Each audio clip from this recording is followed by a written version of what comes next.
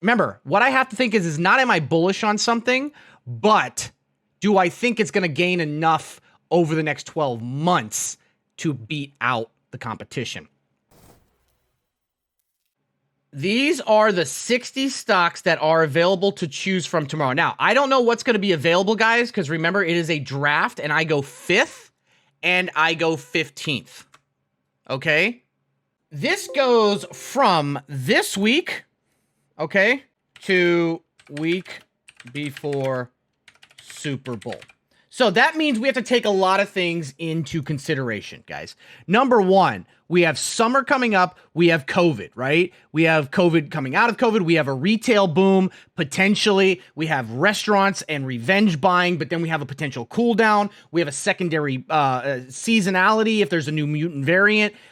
We've got retail season, which who knows? We know what unemployment's going to be, rates, the whole 9 yards. So there's a lot of dynamics there. If the market does a massive pullback or flat lines, you're going to want something solid, right? Something that's going to pay out. Now, dividends don't count during this. It's just the top, your 2 picks combined percentage. That being said, what are some things that could be really, really, really well? Let's start with Airbnb. Okay, Airbnb IPO'd this year. IPO'd at a very high valuation of $144. Okay, we saw it get as high as $216 before pulling back. It's at $180. Now, here comes the question. What's a bull case and a bear case for Airbnb? Okay, now, Airbnb, bull case. Revenge buying. People are going to go out. People are going to travel again. They're going to want to go out, right? They're going to want to be everywhere. And hotels are going to book up. They're already seeing way more demand than supply for hotels, meaning Airbnb is going to come back, okay? Massive upside for revenge buying. However, due to economic concerns, that travel is probably going to be a massive spike and then a pullback. That's very bullish on them. What is bearish? Hotels are going to be offering super cheap deals to get people to travel. And that's actually going to hurt Airbnb because Airbnb used to be the economical way of doing it, but when they started adding all those extra fees, it actually became more expensive than a hotel. So people are going to be looking for deals. And a lot of these companies, these vacation packages are going to bundle it together super, super cheap. Okay? So I think that there is a massive bull case for Airbnb as far as revenge buying, but I think the bear case would be that hotels and resorts are going to be doing everything they can just to get what we used to call in the hotel industry a base.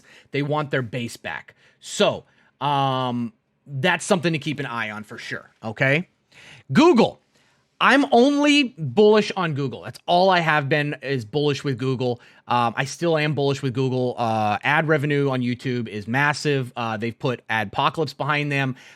They're consolidating. They're working with Uber. I think that they're Trojan horsing Uber, and I think they're going to steal Uber, and they're going to become the next. They're just going to take over from Uber eventually. They're Trojan horsing them right now. Nobody realizes it.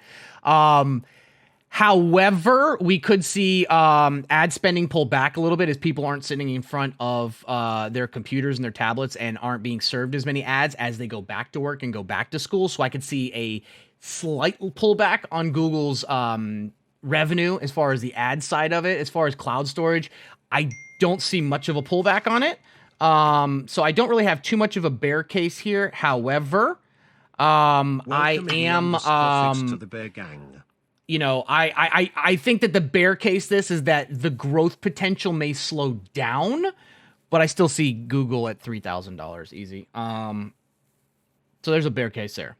Amazon bull bear case. Amazon bull case, you know, very simple. It's Amazon, okay? They are literally getting richer during this entire thing, not just from them getting so many more deliveries from people being at home, right? And getting packages delivered, but they are buying up all the small businesses going bankrupt. It's a great business model for them. They did that. They did that when they initially allowed small businesses to sell on their marketplace, then track the data of the buyers to find out what they buy the most, and then just created their own brand of those products and put the small businesses out of business and then bought up any competition. So I'm very bullish on Amazon. Plus with a split, there's obviously rumors of a split right now. However, a bear case would be simply from the fact that people are going back to work, going back to school. If the vaccine does get pushed around, not pushed around, but gets more more widespread, meaning that they would see a pullback in potential revenue. All right, so there we are with that. Obviously, that is a bull case. A bear case is simply from the fact, like I said, people going back to work. Also, the unionization, although it did fail, I wouldn't be surprised to see another one pop up. And if it does happen, not that this isn't a political speech about pro or against unions, but from a business revenue standpoint and from an investor standpoint, if it does get some steam over the next, because remember, this isn't about this week. This is over the next 365 days. That would be a business pain in the ass for Amazon. Plus, Walmart is starting to chip away at them just a little. AMD, bull bear case. Bull case, semiconductors are massive. They're going to continue to be massive. They're going to be massive far outside of the current issues they're having right now.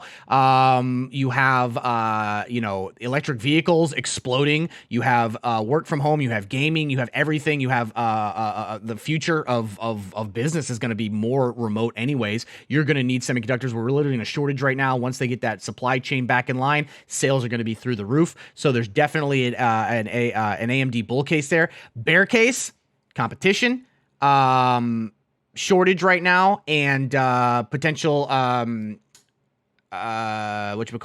issues with China and other supply chain disruptions as well. AMC, bull case.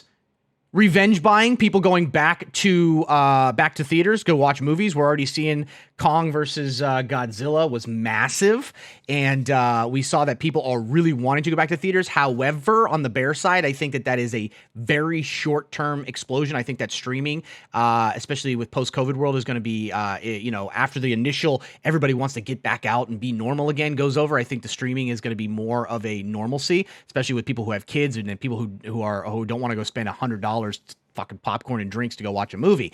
Also, I think that the valuation of AMC run up from meme buying is going to die down eventually, and that's going to hurt them as well. All right, Apple, bull bear case. We already did Apple bull bear case earlier, so I'm not going to do that again. Ark. Whoo, bull bear case on ARKK. Bull case is that the speculative hype stocks that made a lot of people a lot of money and are now causing the people who bought the top to bag hold are becoming what we call value stocks. And if blue chip ends up flatlining, I could see a lot of money dumping back into what we would consider value to flip back to speculative runners. So that's a very bull case. A bear case for ARK right now is that speculative stocks are dead right now. The money was made. The hedge funds, the billionaires made their money. They sold to you guys, and now you're bag holding, praying that it goes back up, and they're laughing all the way to the bank. So unless that opportunity presents itself again, I think it's probably going to stay pretty flatlined unless the ARK, they end up actively changing in and out on some of the holdings there. We're already seeing some of the ARKs move from some of the more speculative into speculative with some value added in. We saw Palantir buy up, Coin buy up, DraftKings buy up as well, but that's there. Bitcoin, bull and bear case. All right, bull case on Bitcoin. Alternative currency. It's becoming more mainstream. People are buying it. People want a hedge against inflation. Inflation is going to happen, and people are looking for it. It used to be gold that was a hedge. Now it's Bitcoin. I still think Ethereum is the best of all the coins, but Bitcoin definitely has a bull case with it. Like I said, more mainstream. There's more people getting into it. There's more businesses trading it. I mean, we just saw MasterCard announce a crypto cashback credit card. Visa's there, PayPal's there, Square's there. Some of the hedge funds are starting to add Bitcoin to retirement funds. It's becoming more mainstream, and with that, it does hold more value than it did before. Now, the value is not based on an underlying asset. However, the value is based on belief, right? Just like any currency, people are willing to believe it's worth. And with more and more legitimacy comes more and more belief, which becomes more what we call currency value, okay? Bear case on it, all-time highs, already pulled back, and Yellen. As long as Yellen's in office or Yellen is at the helm, I'm concerned. Next is Boeing. Bull case, bear case. Bull case on Boeing. Airlines are coming back. We know that they're coming back. People will travel. We have revenge buying. All that's going to come back. People are going to travel again. And more importantly, 33% of all of Boeing's revenue comes from defense contracts. And those aren't going anywhere. Okay, we do know that that is a massive thing. We're already seeing some companies start to put orders in. Alaska Airlines has done it. Love, which is Southwest Airlines, has done it. Internationals, I've done it as well. The orders for 737, the 737 MAX has been cleared to fly again. No issues there. So very bullish on that side. However, bear case. Number two things. Number one, international travel. This is why I've been very bullish on domestic flights and not so much on international flights, because COVID is still rampant around the world. India is just a war zone right now. Europe is locked down again. Another flare up in somewhere like South America, something like that, you're talking about more and more issues as far as getting people flying again internationally. So with less people flying, there's less need for planes, less need for new planes. With no new planes, there's no new orders, right? Also, one more crash, we're shutting it down again. So, with that being said, that is a potential bearish case there. I mean, Brazil's already fucked as well. You're right. What else do we have? Okay, Booking. If you would have gave me this 2 months ago, I would have been bullish on Booking. Booking, same thing.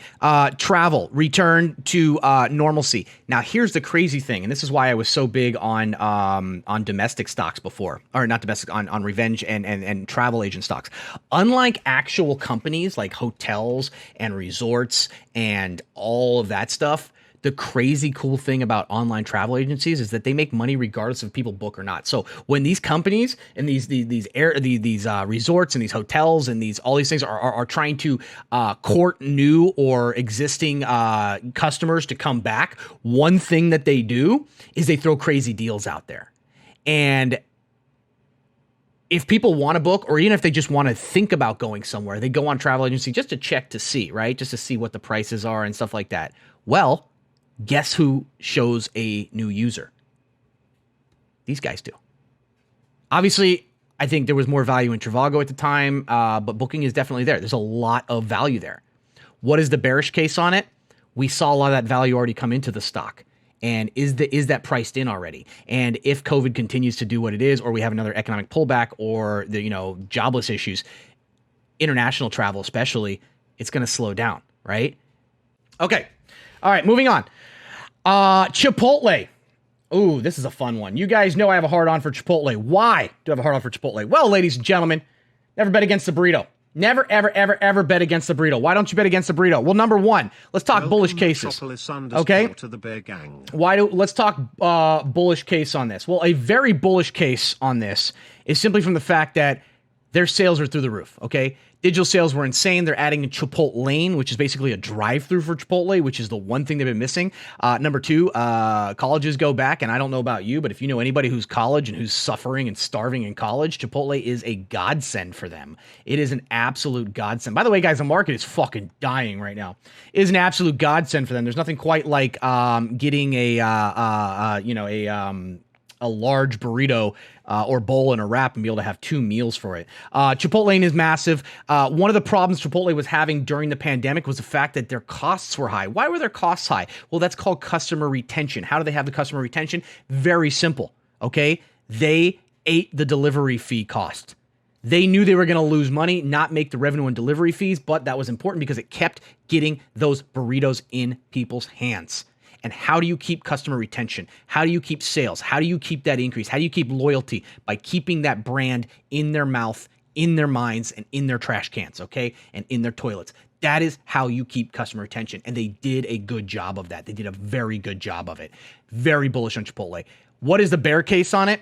Valuation. Super high valuation right now. Hard to justify it for some people. However, due to growth, it's there. But at this level right now, if they have one problem, there will be panic selling like crazy with them. Not as bad as what we saw with the E. coli or salmonella or whatever the fuck it was that happened a few years ago. But there is definitely some potential there for people getting scared off of that valuation. And they could lose some market share to actual restaurants opening up from COVID, and that will decrease on their sales because people are going to do a lot less delivery, and people want to have some normalcy, so they might have some more in-store sales continuation, but a lot of people are going to go out to actual restaurants, and it's probably going to hurt their bottom line the first quarter of a reopening, soft reopening. Well, not a soft reopening, but a hard reopening in the States, okay? All right, so there we go with that one. God, there's 60 of these, and I'm only 1, 2, 3, 4, 5, 6, 7... 8, 9, 10, 11 in. Jesus Christ. How about I just handpick a few? How about I just handpick a few, and then we do those? Starbucks? Okay. I'll do Starbucks, GameStop next, okay? Okay. You guys wanted Starbucks. Bull and bear case. Okay. Bull case on Starbucks. Obviously, you guys know that I'm very bullish on Starbucks. A couple things. So, number one, we want to think about international sales, right? So, international sales were the reason that they slowed down on their earnings, right? So, their earnings weren't terrible. Domestic sales were actually higher. But international sales are the ones that dipped. That is where the concern came from. Will international sales pick back up? I think so. I think over the next year, if COVID actually, becomes something that is actually, people actually get vaccinated, there's herd immunity, there's things change. I think, yes, I think international sales pick up. I think this is a buying opportunity personally for me off of this dip that just happened. Obviously, I'm in from $96. But the question is do I think that, remember, what I have to think is not am I bullish on something, but do I think it's going to gain enough over the next 12 months to beat out the competition? So now that I've said that, back to Starbucks. Yes, I think that their breakfast, their move with breakfast meats to appeal to vegetarians and vegans, I guess, are definitely something that is bullish there. I don't think that them reopening their, actually, honestly, I think Starbucks, if I was the CEO of Starbucks, I would probably look to try to maximize my opportunities for drive-thrus, because they've done massively well with drive-thrus. And like I said, the only people you ever see in a Starbucks lobby are either A, people stealing the Wi-Fi, B, hippies trying to get some change, or C, MLM meetings. That's it. No one else goes in the lobby and hangs out. So they've been doing really well with delivery and drive-thrus. So I think the bull case is that we're going to continue to see a rebound there. People are going to go back to work. People are going to want some normalcy in their life. They're going to get their Starbucks. You'll have seasonality between now and then. I think pumpkin spice is going to be huge this year because everybody missed it last year. I think revenge buying comes into play with Starbucks. I think Starbucks continues to do well. Plus, we're seeing their sales of their in-store coffee do very, very well, which I really like, because organic sales, especially at-home sales, are something that they didn't tap before that they're tapping. Bear case, economic downfall problems, international issues with COVID, not allowing international sales to grow. However, if we do get that vaccine out there and we do get an end, quote unquote, end to COVID, you're going to see a massive influx of revenue that wasn't shown in the past quarter, not next quarter, but maybe 1 to 2 quarters past that. So, but with COVID, there's a lot of uncertainty on the forecast and guidance, and that would be my bear. That would be my bear case for that. GameStop. I have to come up with a bull case for GameStop. Bag holders hold forever. Institutions find that there's still money to be made. They come in, they pump it up, get the volume, bring retailers back in, and then dump it on their ass again at 300. So there's still potential there. The squeeze is still on. Bear case. I don't think I need to make a bear case. I think it is a bear case. I think that the idea that this is going to be $1,000 stock in a year, outside of some act of God, is just a pipe dream and copium for people that bought it $400. Viacom. Bull case on Viacom. All right, let's talk bull case on Viacom. Viacom bull case is oversold, completely oversold. That's the whole reason I bought it. By the way, yesterday I was actually green for the first time. But Viacom, oversold. Definitely a value stock in my opinion at this point. They are bringing boomers to the streaming world. Paramount Plus is gaining subscribers. Not nearly as many as obviously something like HBO Max, but it is there. They are getting some viewers in there. They've had some pretty big names coming with different interviews and documentaries coming down, and I think it's just oversold. I don't think the value is there at $80 to $100, but I think that under $40 or under $46, there's that absolute value there. I think there's absolute value there. I would say that I would fairly price it in the $50 to $55 range, which gives it a good upside over the next 12 months. However, they're in a very crowded sector. Very crowded sector. Netflix. All right, here's the thing about Netflix. Bull case on Netflix. Original content is coming out. They are partnering to bring some more titles as well. They're overpaying a shitload of people. Yo, Anonymous, enjoy your coffee. They are overpaying. They are planning on spending $17 billion on original content. Why is that good? Well, it means they don't have to pay a big royalty to purchase the rights to another large thing like Friends or something, where it's like $300 million for the rights to stream it, which is good. They've got Witcher coming back out. They've got Last Kingdom coming back out. They've been putting out some decent stuff, not great, but that's also been hit hard by the pandemic. Also, a bull case is simply from the fact that these guys changed their algorithm to make it appear that more people watch more stuff, right? So it used to be 75% of a movie or show counted as a watch. Now they've changed it to 2 minutes. So boom, easy.